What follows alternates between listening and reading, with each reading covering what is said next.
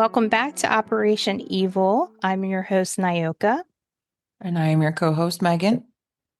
and today I am going to be talking about something. Sorry, I got two screens up, and when you have two screens and you're like, "Where's my mouse?" Yes, Yeah, okay, there we go. That's I found it. the mystery So, mouse. the mystery mouse. So I wanted to do something a little different today, and I wanted to cover something that once upon a time was a totally normal thing for everybody to do and visit and see. And that is the topic of the Paris morgue. And some people would refer to the morgue as the cold meat market or death's cupboard or even the saloon of the rejected. Hmm. If you don't know what the Paris morgue was, I'm going to fill you in. So, the Paris morgue was one of the most popular tourist attractions in Paris in the 19th century. The doors first opened to the public in 1804 before moving to a new and larger building in 1864. It was the place that held the bodies whose identities were unknown. The idea of this place was to have somewhere to put a body where it could be seen by the public for to find the body's identity. So they would put the body behind glass, like in a museum kind of feel, like kind of setting. And then the public would go look at the deceased, see if they recognize who they were. And some good examples of this is that a lot of times a corpse could be washed up from the river or found on the streets, and it was impossible to identify. So that's why by allowing the public into the morgue, it gave hope that a body could and would be claimed. But the authorities never thought that the public would be so drawn to the gruesome sight of dead bodies I with mean, we I went to know. Louisville to that church. Yeah, that's true. That's true. I mean, people were drawn to this place with no interest of identifying anyone. They just wanted to go. And I get it. I I get get it. it. And if you think too, what really blows my mind, and I'll have to cover this one day, but executions in the streets, right? Like people would bring their Hmm. whole families and like put their kids on their shoulders and be like, all right, family, let's go see such and such be hung or beheaded or whatever. It was a Hmm. normal thing. I Hmm. don't know. So that's what like this case is. It was just completely normal thing to do. And when bodies were brought to the morgue, the body would be registered and a description entered on the books. The first thing they did was see if the body matched any recorded disappearances. And then next, they would look for any markings indicating violence in the clothing that they wore, because sometimes the clothing could indicate what kind of work they did. They would examine their hands to see if they could have been like a seamstress, a shoemaker, someone with a trade skill like that. Their faces would be photographed. They would be stripped down, inspected, and frozen. But before 1882, ice water dripped down the bodies, but later a refrigeration system would keep the bodies cold. And the bodies were displayed behind glass on marble tilted slabs for 3 days, after which a photograph or a wax cast would be taken of them. The deceased's clothing were hung next to their bodies. A pair of green curtains was hung on either side of the glass, displaying two rows of bodies prompting comparisons. Isn't that weird? It is, but it's kind of genius in a way too, though. Yeah, kind of like a lineup, right? Yeah. So you're not so focused on one feature or whatever.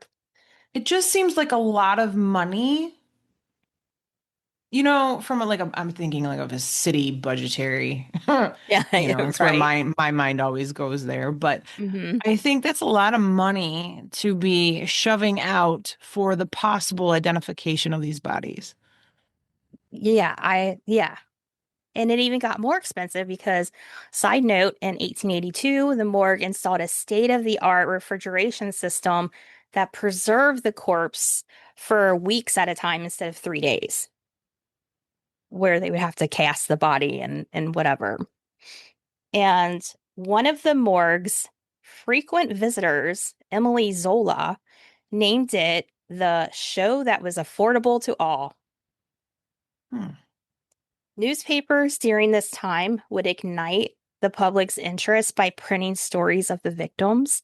According to one article that I found, it stated that after one such publication in 1886 of a 4-year-old girl found dead with a mysterious bruise on her hand, the crowd outside the Paris morgue was so huge that it stopped traffic. The little girl was seen by over 150,000 people. Jeez. That's a lot of people. The Paris morgue was open 7 days a week from dawn until 6 p.m. and had up to 40,000 visitors a day. It became a family day out at like outing on the weekends, and it was free to enter. It's like the zoo. Right?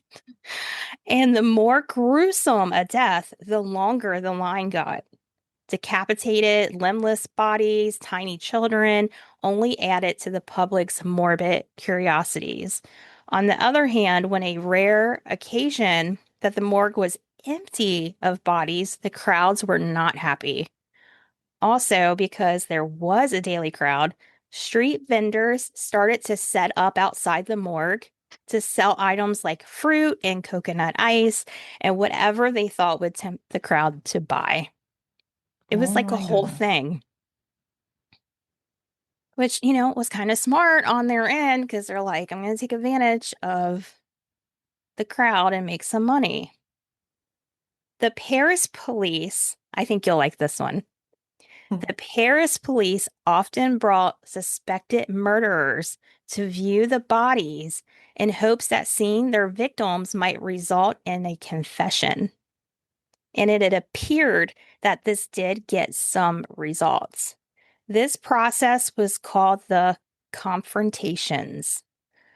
The victim is placed on a dissecting table covered with a sheet, and the suspect is brought in by the judge of instruction and his assistants. At any given moment, the sheet was snatched from the body, and the judge would dramatically say something like, Behold your work. It was you who cut this person's throat. These are the marks of your dagger. It was you who beheaded this victim, and so the city of the fragments of his body. That's just an example. I mean, if you think about it, it really is no different than when we do interrogations and we throw pictures down, Yes, but it's that much more but gruesome and yes. emotional. Mm-hmm. Okay. Okay. We would When the never, it's not, would never be legal today. No, but I mean, I guess that idea came from somewhere, right? Yeah. Yeah. When the real criminal is placed in the presence of his victims, he often seems to wonder why anybody should suspect him of having anything to do with the crime. But now and then, when faced with the aftermath in front of them, emotion could be overwhelming for some. But keep in mind that this is also the reaction to an innocent person that's confronted with a mutilated body and accused of Yes. murder. I was just going to say that. It's highly emotional.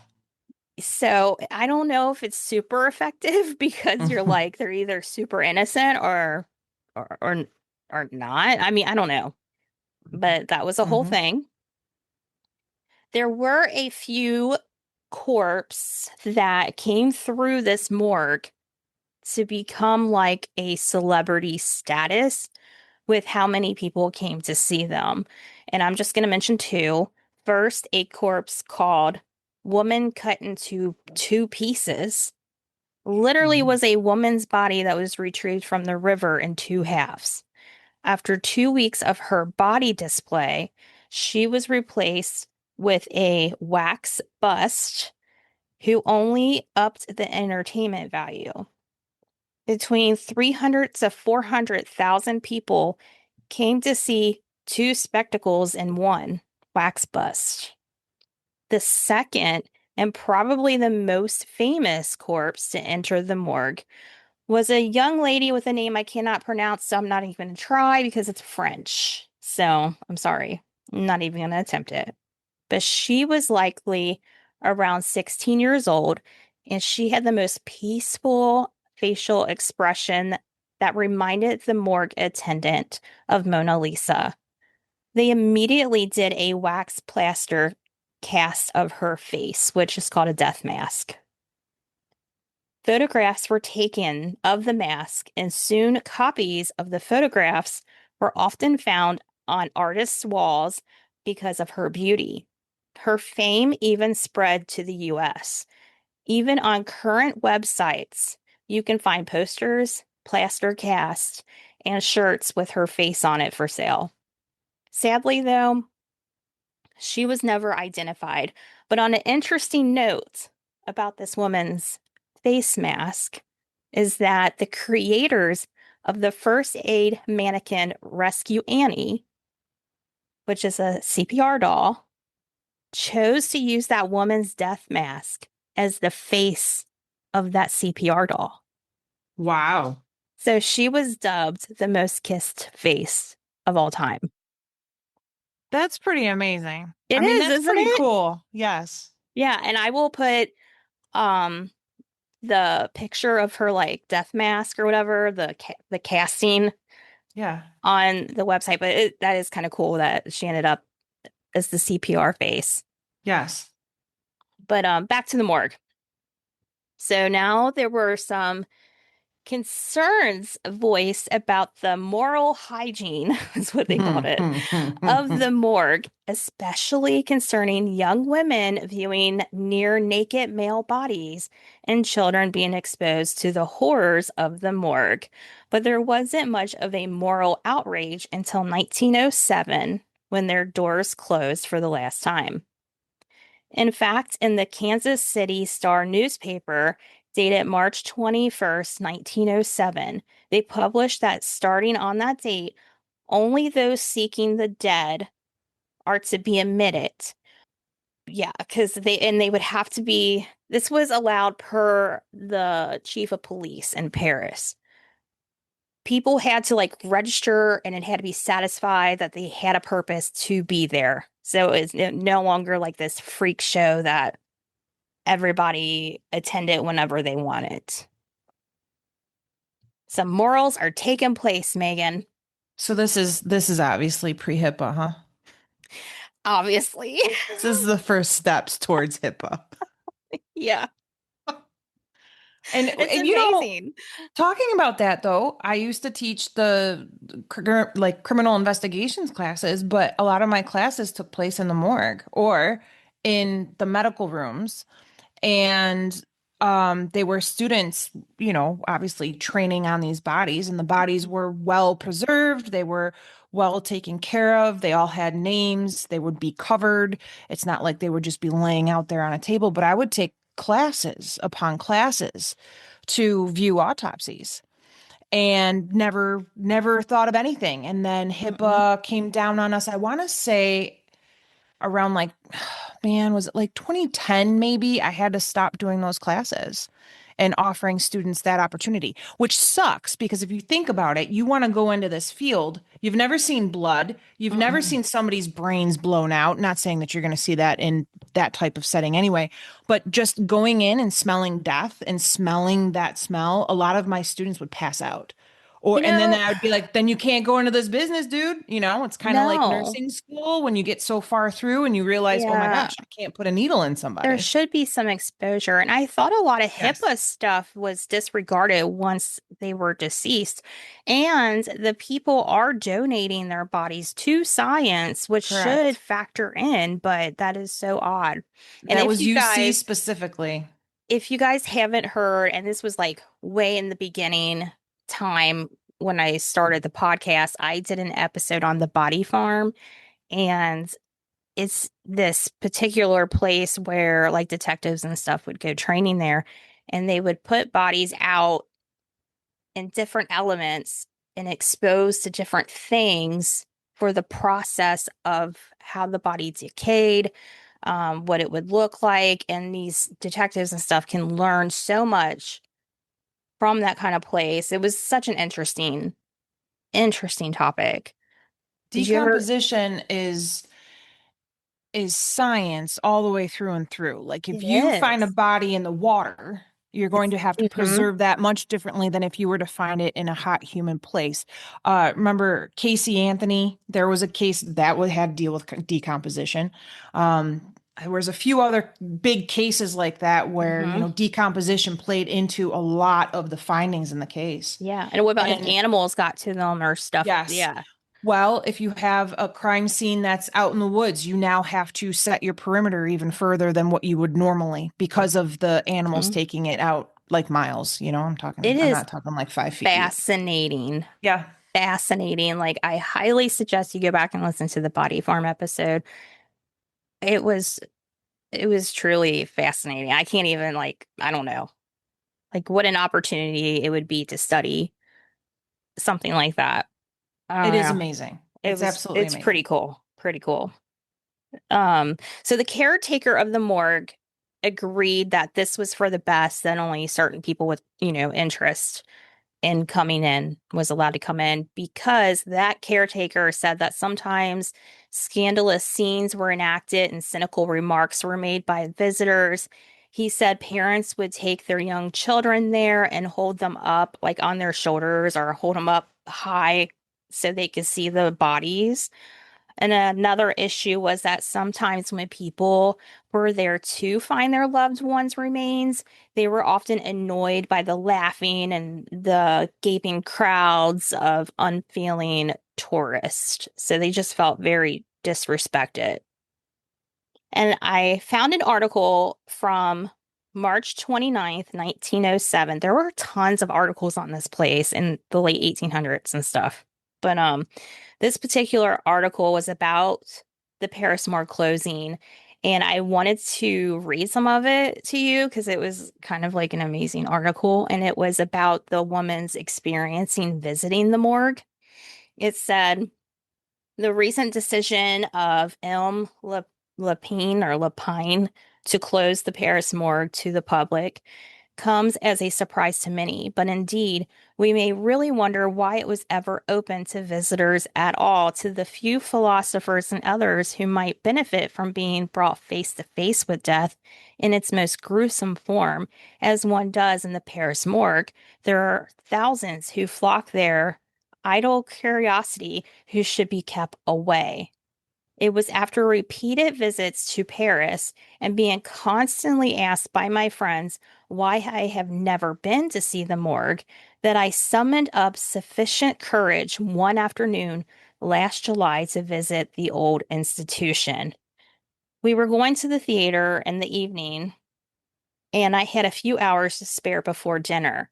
So I said to my friend, "What would you think of a visit to the morgue?"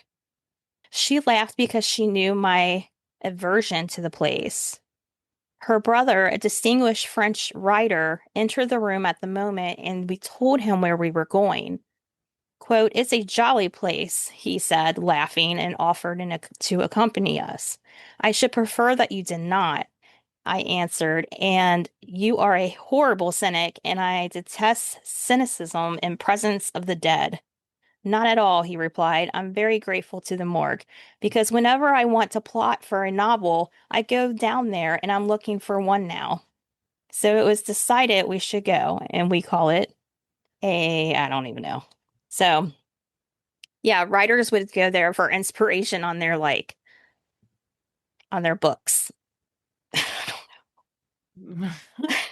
I don't even Oh, I think actresses and actors would go there too for like theater ideas. But so I just want to mention the building.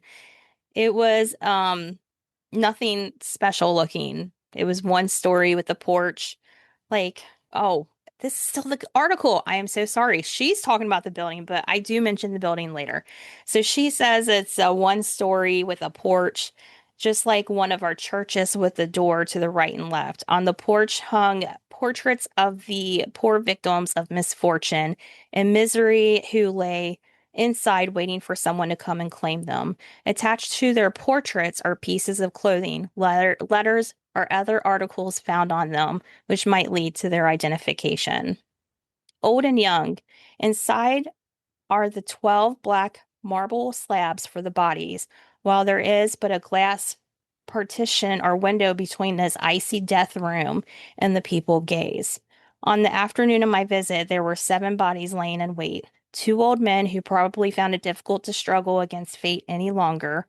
4 younger ones whose despair brought them to that grim place, and a beautiful young woman was the victim of a love tragedy. I shuddered as I looked at her. I saw the water drip from the marble slab. She was about 20 years old, a very beautiful girl. Her eyes were closed, but the long dark lashes contrasted strangely with the livid features, and the great mass of hair which hung around her shoulders was matted and dripping wet. There were murmurs from the crowd as, in gazing on her, the woman pitied her youth, and the men spoke of her beauty, that beauty which had probably brought her to where she was. I was glad to drive away from the place, but I could not so easily drive away from its haunting impression. That night at the theater, I saw only the Paris Morgue with its rows of marble beds and the beautiful young girl. Days, weeks, and months passed, but the impression was still there. And now, whenever I think of that gruesome visit, I feel again as if I were in the presence of that poor victim's fate. And I am filled with uncanny thoughts of that place, nor should I wish to visit again, for the impressions of one visit to the Paris morgue last a lifetime. I thought that was a pretty good article. Mm-hmm. In 1910, the Paris morgue would become an eyesore, and after much discussion about its future, it was determined that a new morgue would be built. After that construction was completed, the Paris morgue would be torn down. And if I remember correctly, the term morgue, it was coined during, I think, because of the Paris morgue, because morgue is some kind of version of a French word that means like solemnly, um, I don't know. It was like where you look at something. Anyways, I think this is where the term morgue came from. Now, the new morgue would be known as the Medical Legal Institute, and gradually the word morgue would be dropped from the French language. The building would not be open to the general public for daily inspection, but only those who can show some good reason for their presence. Although this whole thing seems bizarre, is it really though? I mean, many of us, including you, yes, you who are listening to this podcast episode, you're here for true crime, right? You're curious, just like we are, and that gets the best of us. We are drawn to true crime documentaries and forensics and much, much, much more. And that curiosity has obviously been around for centuries. It's just that we process it differently today.